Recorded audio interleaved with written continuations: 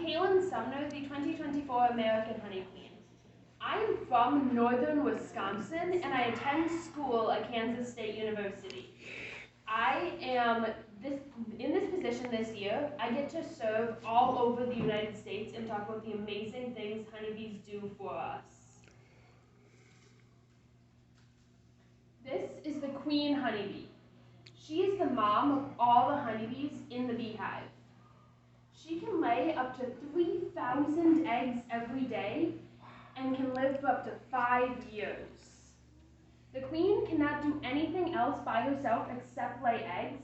She has a group of her daughters that are called workers and her attendants that are doing everything for her, from feeding her, giving her water, as well as taking any garbage outside the beehive and cleaning the queen. Some of the eggs that the queen lay turn into drone honeybees. Drones are all of the male honeybees in the beehive. There are a couple hundred drones in the beehive each summer. Drones do not have a stinger and they have very large eyes. The drones are in the beehive just to make sure the queen can keep having baby bees.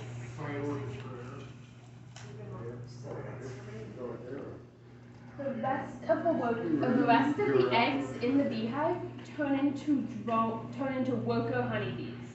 There are about 80,000 worker honeybees in the beehive in the summertime. The workers have 13 different jobs in those 6 weeks that they are alive. One of their first jobs is they start cleaning their cell that they hatched out of and other cells that are around it when they're about 20 to 30 minutes old. After that, they go on to becoming nurse honeybee, where they take some of the food in the beehive and give it to the larvae or the baby bees that are growing in the hive. Then they become builder honeybees. On the honeybee's abdomen, she has 8 little spots where she can produce little tiny pieces of wax. And that wax, the bees will turn into all of the honeycomb that is all throughout the beehive. I'll do questions at the very end, okay? And then she becomes a guard honeybee. Guard honeybees are using a special chemical scent called a pheromone to smell every bee coming into the beehive to make sure they all smell the same. All the bees in one hive smell the same because the queen makes the whole hive the same scent. Any bees that don't belong in that beehive, the guard honeybees will try to chase away so that she cannot come into the beehive and make everyone else sick. And honeybees have a second really awesome way that they communicate. They dance. They do a dance that's a figure 8 shape, and then in the middle they wiggle back and forth, and the number of times they wiggle tells the other honeybees how far they have to fly to get to the food, and then the direction that they wiggle tells the other honeybees the direction they have to fly outside the beehive to get to food. After they're done being guard honeybees, they become forager honeybees. The forager honeybees will spend the last 3 weeks of their life out collecting pollen, nectar, and water to be used in the beehive. One hive of honeybees can use up to a gallon of water a day. Dang. They will use that water to drink and to cool down the beehive. They'll take little drops of water and spread them all throughout the beehive, and they will then use their wings to fan that water off and get the water to rise to the top of the beehive, and the heat will go with it. And that cools the hive down from 90 down back to 92 degrees. All year round, the worker honeybees keep the hive at 92 degrees. They also are collecting pollen. A lot of flowers and trees have pollen for honeybees to eat.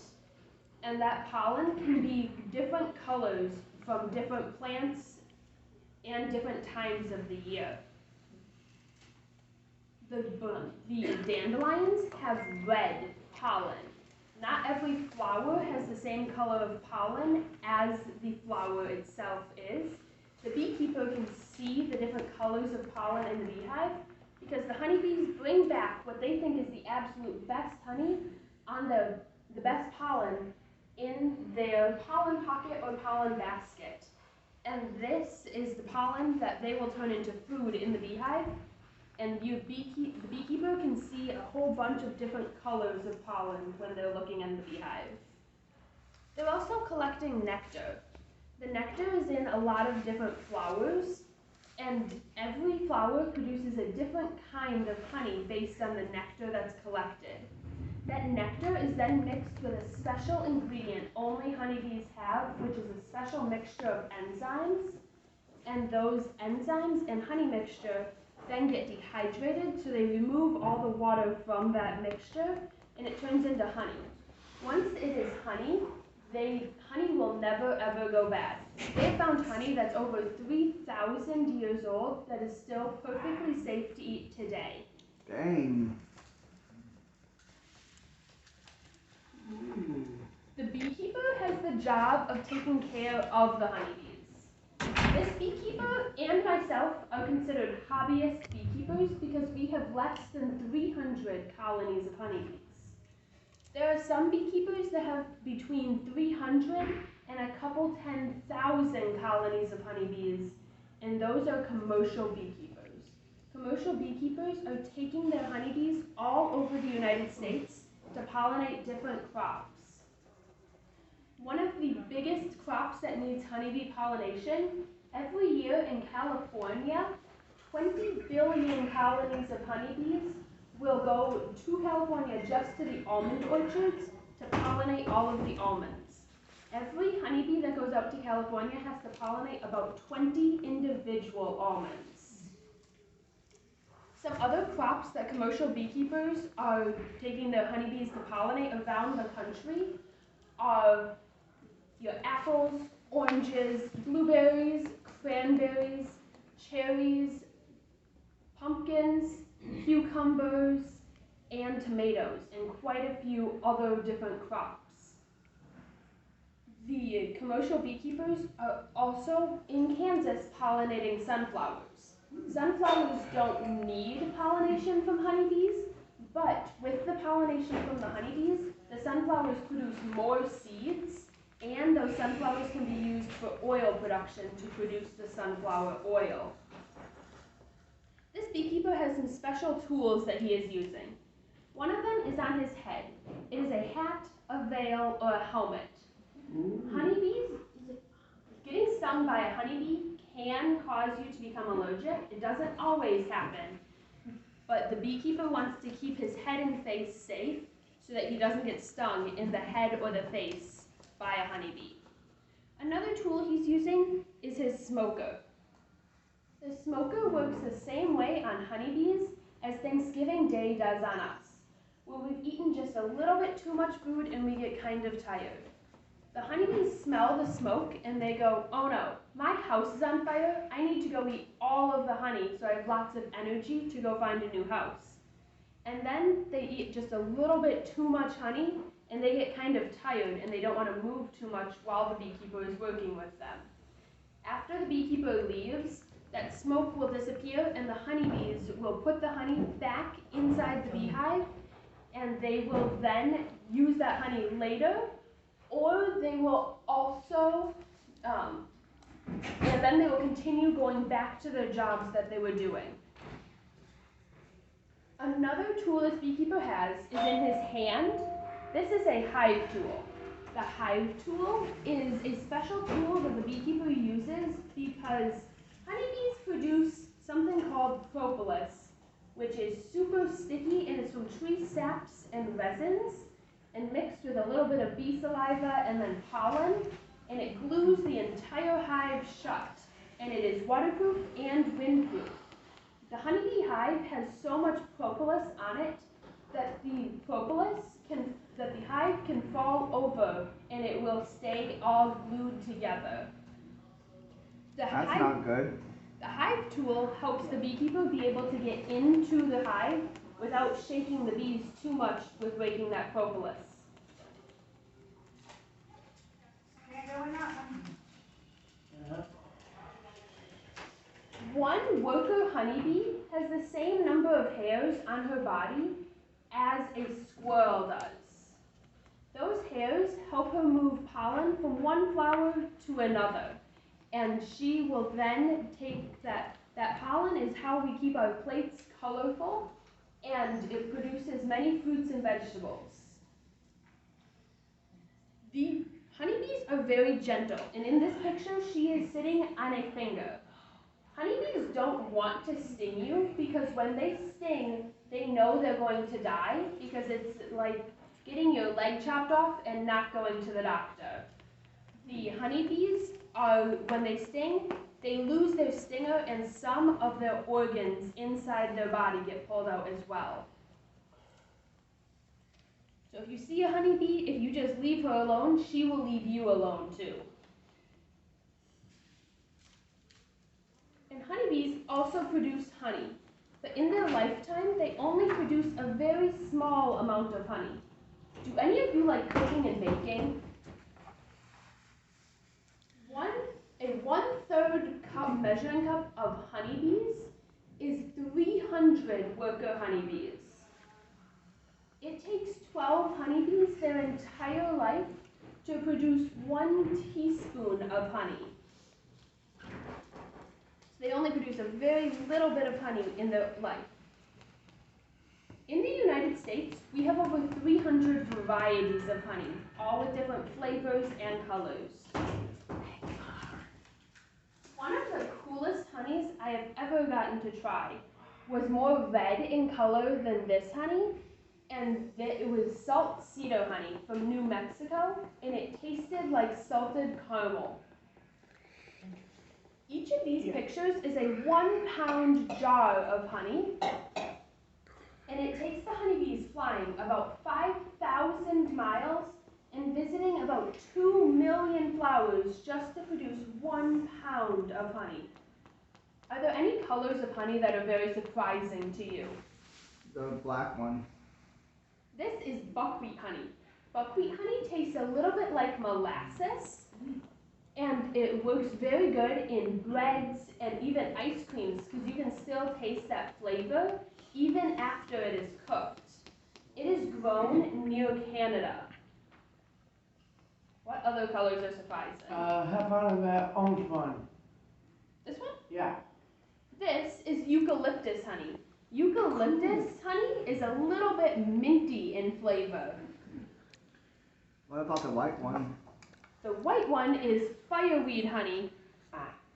And fireweed is a plant that is produced in areas where there's wildfires and quite a bit in Alaska. Fireweed honey is a little bit spicy, not like hot pepper spicy, but more like cinnamon spicy. How about the one underneath of it? This one? This is Tupelo honey. Tupelo honey is the only honey that will never crystallize. Honey has 5 major sugars in it, and those sugars tell you how quickly and how slowly it will crystallize. Tupelo is missing the one sugar that leads to it crystallizing quickly, and Tupelo is expensive to produce because Tupelo trees are only grown in a very small area of the United States in the Okefenokee Swamp, which is in southern Georgia and northern Florida, and the honeybees have to be loaded onto ships and sent out into the swamp just to pollinate these trees. On that no How- on that side, on the end, underneath that one. This is avocado honey. Avocado honey tastes a little bit like if you had licked the pit of an avocado. It's not my favorite honey, but it still works well as a salad dressing. How is sugar-free honey produced? Sugar-free honey is not a thing because the honey itself is 5 different kinds of sugar, and that's what makes it honey. Are there any other colors that are surprising? How about this one there? This one? That one. Which one? I think he's talking about that one. That one.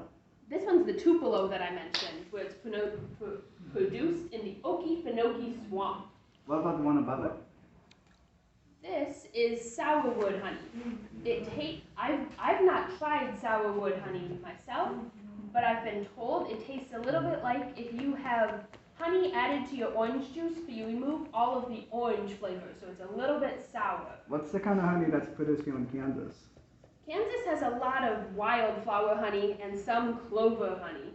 Wildflower honey is just a mixture of whatever the bees were able to visit in that area. And clover honey is very sweet, and it crystallizes about the same speed as a lot of other honeys do, and it does not have a lot of flavor to it, so it works well in whatever recipe you are trying to use it for. Honey is not good just for eating.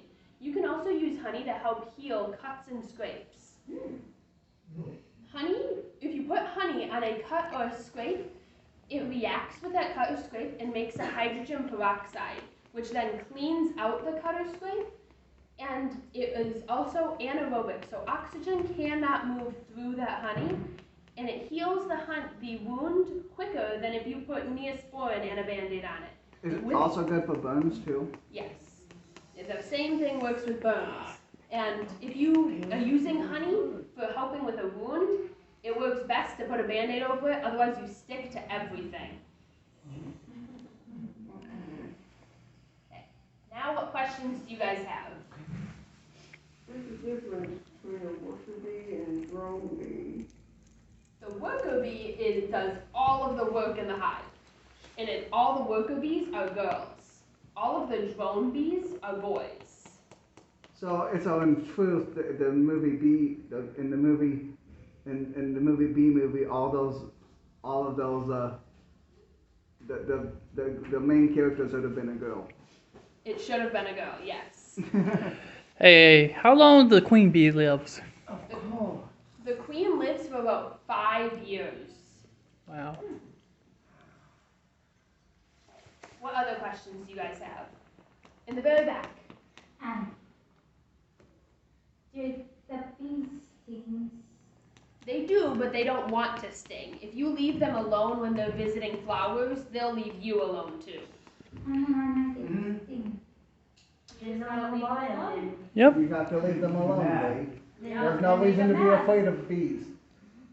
They sting real bad, I knew that. Only if you bother them. They Yeah. do. Only if you bother them. Yes. And little animals that won't bug you. Yep, sweat bees are another pollinator, and they help pollinate some of our food, but they don't help pollinate as much of our food as honeybees do.